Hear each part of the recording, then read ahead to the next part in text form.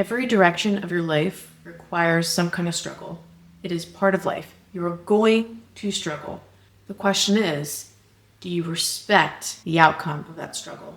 Welcome to Unearth with Shelly Hughes podcast. I'm Shelly Hughes. In this podcast, we talk about the good, the bad, and the ugly of growing a passionate, profitable brand.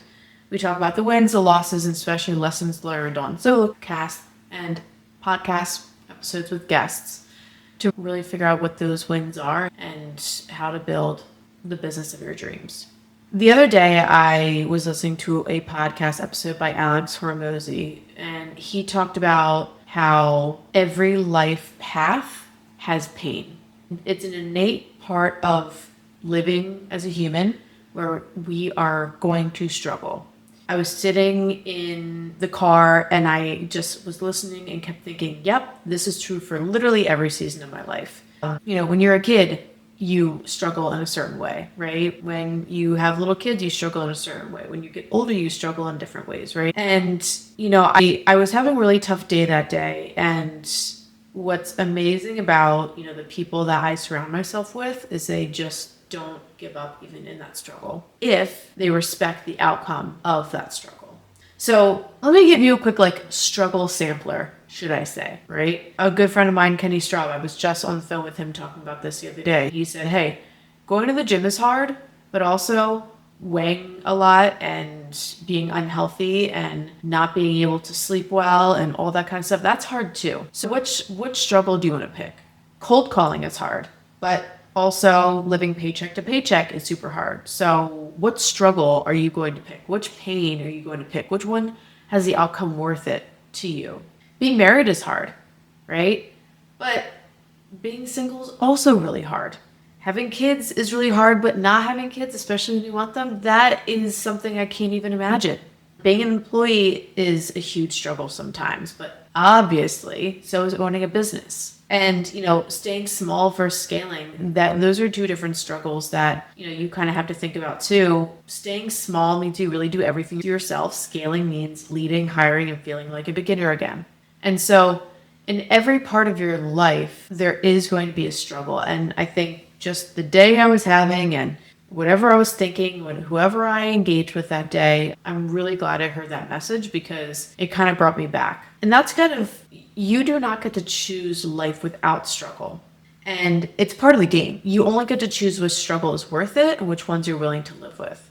And as many of you know, I train in Grappling every morning, 4 days a week. I go in the past couple weeks have been tough because I've been traveling for work and that kind of stuff. But I go into and then go right into judo. So it's kind of judo, it's a little bit jujitsu, it's whatever makes sense for that day. And I get my kicked every single day. The white belt is the belt where you're consciously realizing that you have no idea what you're doing. You get your butt kicked. You truly, truly do. And I always leave and I feel, pretty crappy about myself, not gonna lie, for a lot of the time, which is fine, which is the point, right? Which is okay. But I realize that if that's the first thing I do every morning, it's probably going to be the easiest thing I do all day. Nothing the business can throw at me is going to, that's not true. On most days, nothing the business can throw at me is going to match that type of struggle.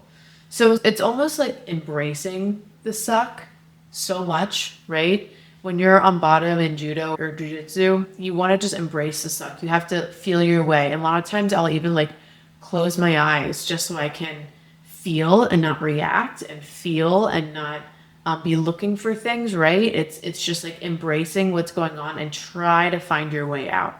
And people ask me why I do it, right? And my family members ask why I do it. And it just really bugs me when people say, I just want something easier. And what they really want is just more familiar pain, pain that their family, if, you grew up in a family of union workers, or you grew up in a family of, my parents worked at their companies, these huge companies for 30 years, right? Or you grew up in an entrepreneurial household, you're used to that, right? So, and that's why I think it's so unique when a lot of kids from the families that were either union or pensioned, W-2 employees go to entrepreneurship because it's such an unfamiliar pain that they're not used to. That's my situation at least. But I think that's when I left my old job is really when I built this core philosophy of myself that I always have to remind myself over and over and over again. It's that idea of prioritizing growth over comfort. And it's not just a slogan. It's literally choosing more honest, more aligned pain, right? More aligned pain to get you to where you want to go. And I think it's so easy as humans to crave that homeostasis. We crave not wanting to get out of our comfort zones. We crave not getting out of bed. We crave keeping our PJs on. And it's so funny. I just saw, I think it was American Airlines or one of the airline companies. The CEO was really pushing for people to stop wearing their PJs to the airport, make travel nice again. And it's just laziness, but it's not conscious laziness. You don't realize you're being lazy. You're naturally just going to go to the easier option. And so when I left my old job, that was really, really stuck in my brain of how can I always prioritize growth over comfort? And how do I, on a consistent basis, check in with myself? Am I getting comfortable? Am I, typically the answer is no, because just this morning I was journaling and I wrote down 8 different things I learned this week, 8 different things I realized, and like huge, mind blowing, like, oh my God, this is changing everything type things. And it was simply from conversations I had. It's from podcasts I listened to. It's from talking to clients, right? It's everything you do is conversation, right? Whether it's your employees or your clients or your husband or whatever, it's being able to not just talk, but listen and then apply. And so when I think of like, okay, how do I understand what's worth it to me? What's the filter, right? Like, what are the credentials that we need to figure out to know, is this struggle worth it to me? First, does it align with your values? Does the struggle move you forward into the life you actually want, not what other people expect? It's so easy to fit into this box, right? It's so easy to fit into this like girl boss box, or like you're just like a one-trick pony, this is what you're known for type of box. But it's so much better when you can just create your own, like, I almost think of it as like, what are those things that, oh my gosh, I'm going to forget now.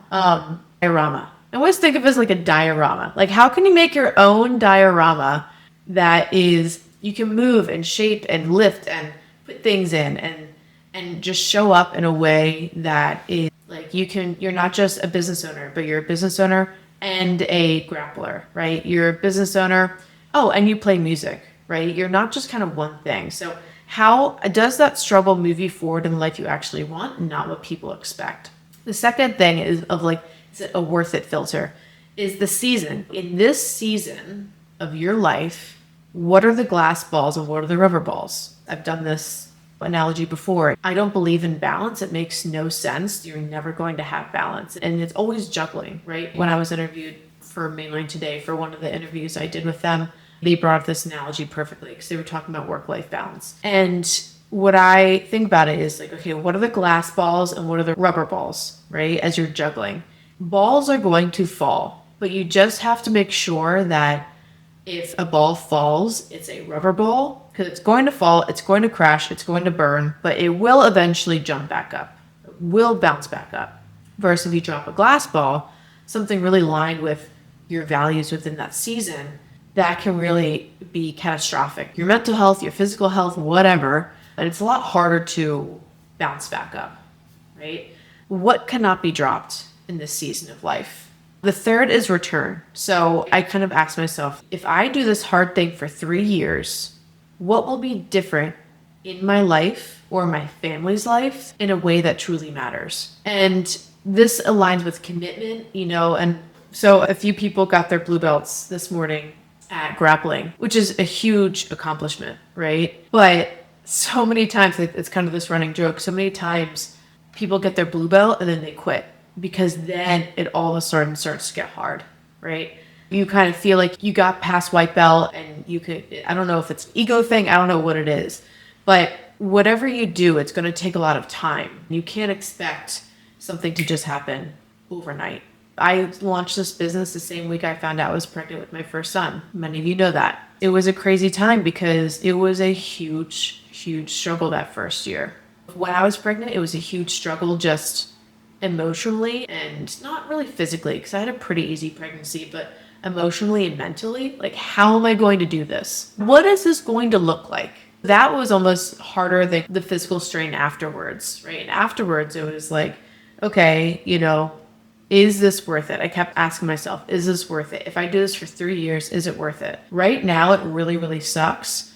But if I stop now, I'm not going to see the end result of what that struggle was going to give me. And that's kind of where I am today, which is really cool. Another one of our values is extreme ownership. And I want to put it within this context, right? Extreme ownership to me is not putting blame onto someone else, whether it's your boss or it's your subordinate or your manager or your coworker or your husband or whatever, right? It's not putting blame on someone else. And it's owning that you chose this room and you chose this fight. So, okay, we can blame the economy all we want. We can blame the market all we want. But those things are telling us what to do, right? The market is such an interesting, I'm pretty sure Alex Hormozi said this in his episode, in the same episode, is, the market doesn't lie. The market is going to tell you if you have a shitty product. And so it's not blaming your job or your partner or the market or the economy or anything else. It's saying like, okay, like that, whatever the struggle is happening and these elements are involved, it's not their fault. I put myself in this room and they're probably trying to tell me something. And whenever something goes wrong with a client or project isn't working the way that, it normally does with clients, I always want to take a lot of proactive action. And it's that making sure that we are quickly noticing a problem and not just noticing it, but bringing it up so that we can take very quick action on it. And so if you're struggling and the struggle seems to not be worth it, it's making a change quickly. And Extreme Ownership, it's also a book by Jocko Willink. It's one of my favorite books.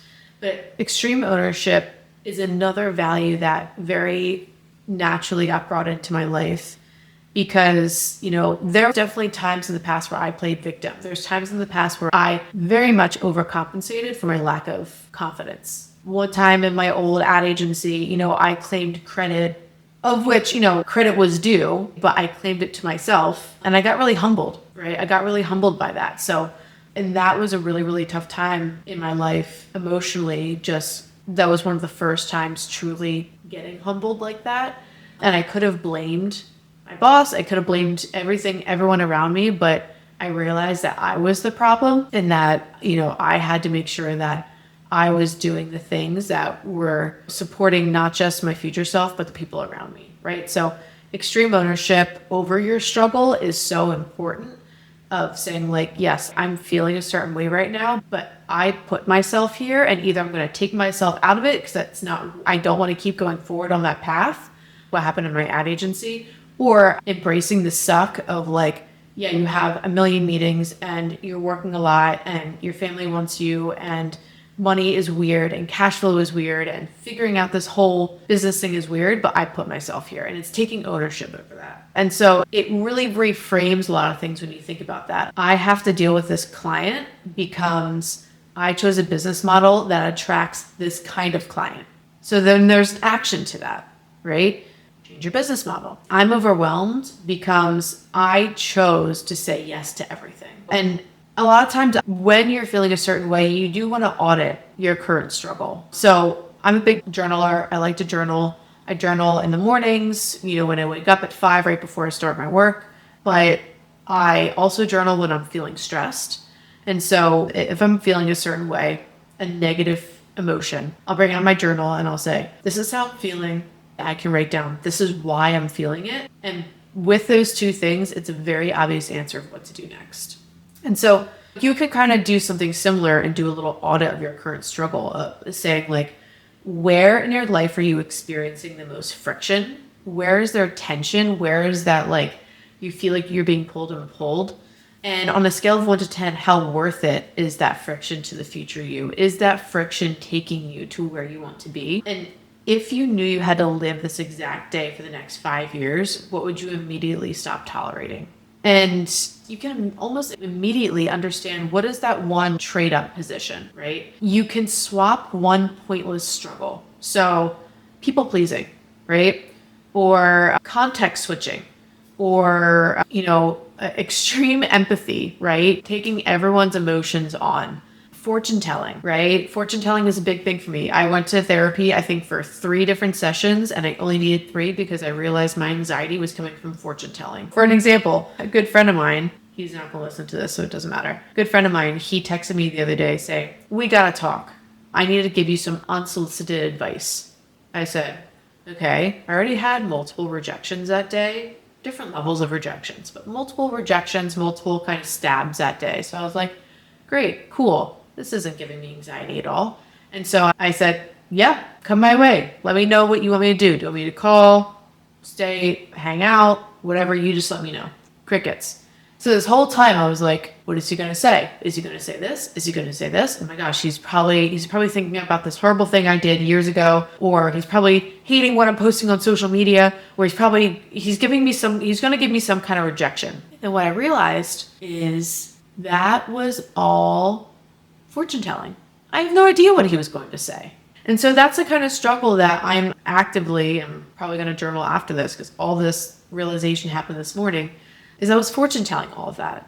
He might just say something like, "Hey, Shelly, unsolicited advice. I would probably change your front light bulb because you're going to get pulled over by the cops." And he's not going to say that. I know he's not going to say that. But that's like the tamest thing that he could say, right? And so it's figuring out what that one swap out of that pointless struggle, cheap clients, like whatever it is, for that one meaningful struggle. So maybe it's tightening your niche, saying no more, raising your prices, right? And if you raise your prices, some people are probably going to say no to you more, right? But it's going to be worth it in the end. And then that goes into like redefining success. So I used to define success as performing perfectly, right? I had a very high expectation of myself. And when I did not perform perfectly, or when someone thought I didn't perform perfectly, it was a huge failure in my eyes. That's kind of my life sentence, right? Is feeling less than. It's the life sentence I've given myself that I'm never going to grow out of. And by the way, this life sentence, it's a concept by the Vanto Group. I love them. They're a leadership consultancy firm. Basically what they say is there was something that happened to you when you were very young. It could be a year old, it could be 5 years old, it could be 10 years old, that for some reason has stuck in your brain and you have no idea why. Now you act a certain way and you're not quite sure why you act that way, but it's not healthy, or it's not good for you, or it's not really the truth. And most likely those two elements are connected. And what I realized back, I was probably like 3 years old, and my preschool was going on a field trip during summer. And I had these, like, I don't know if the millennials remember, but like when you pull your little like pieces of the hair back with those butterfly clips. Yeah, I wore those all the time. And I was on the bus, and I remember an older kid, probably like elementary age kid, unclipped one of my butterfly clips, broke it in half, and threw it out the window. And I was so upset. And I felt so less than. I felt so weak. Some people today say that I'm not very vulnerable, and that might be why. But my life sentence is always like, I never want to feel weak again. And so everything I did at the ad agency, all my mistakes all relate back to overcompensating for any type of weakness I feel, not being as vulnerable to people in my life. And the thing about life sentences is that those are never going to go away. Your life sentence is a life sentence. But if you realize it and you recognize it, just like I recognize something like concept of fortune telling, it's amazing. It just doesn't control you as much. Maybe you can figure out like, how do you redefine success, right? Success that usually impacts lifestyle and how you live, and not just the money that comes in the door. And so easy when we're goal setting. It's like, okay, the first thing I think about is money. Okay, yes, that's extremely important. Money to a certain point certainly can buy happiness, for sure. Money after a certain point, not really. That's like pretty much scientifically proven. But it's tying it back to your values and really our brand ethos, and how I have redefined success for the business is like really that clarity over chaos and that intention over hustle. I think about being a mom of young kids and trying to run this business and things like that, I listen to podcasts like Alex Hormozi and Diary of a CEO. And I actually looked up one time how many of those guests on these podcasts, or how many of these podcast hosts are moms, how many of them are breastfeeding, how many of them, and it's a stupid small percentage of guests that are talking about their strategies, or the hosts who are talking about their strategies, that do not live the life that I am currently living, do not have my current reality. And so I'm listening to this and saying like, yes, I love this strategy. And then I try to implement it. I'm like, wait, why isn't this working? What's so cool about how I've redefined all this stuff and how I've redefined success is moms who are growing businesses. It's so magical because you are crafting as you're nurturing. You're building something intentional, not just hustle, right? You are building a business that your future self will thank you for, instead of like building a business where you're just completely burnt out, right? Because we don't have that luxury of getting to the point of burnout. We have to stay sustainable for our family, for our kids, and for our husbands. And so that's been a really huge eye-opener for me, is like, it's never apples to apples, right? So how do you redefine success for yourself? And then what are the strategies that are reasonable for you to do to get there? Am I going to get places much slower than, some of these other guys? Yeah, because I'm not worth risking or sacrificing what they did, right? At this point in my life, it's not worth sacrificing never seeing my kids or living out of a car. It's not worth sacrificing that, where, big risk means big reward, ideally fast. But at this point, that's just not worth it to me. So figure out what success means to you, and, tying it back, you don't escape your struggle. You really allocate it and you define it and you figure out what's worth it to you. And if you're going to be exhausted either way, at least be exhausted building something that you respect, or your future self is going to respect. So from this, I would love you to write down one struggle that you're choosing to prioritize and choosing on purpose this next quarter, and then one struggle that you're pretty much done tolerating. Because I think if you do those two things, a lot of things are going to change. I appreciate your time. Appreciate you listening this far. This was a really impactful topic for me to kind of dig my teeth into and journal about and figure out and kind of think about. But yeah, I appreciate your time. If you like this episode, please send it to a friend.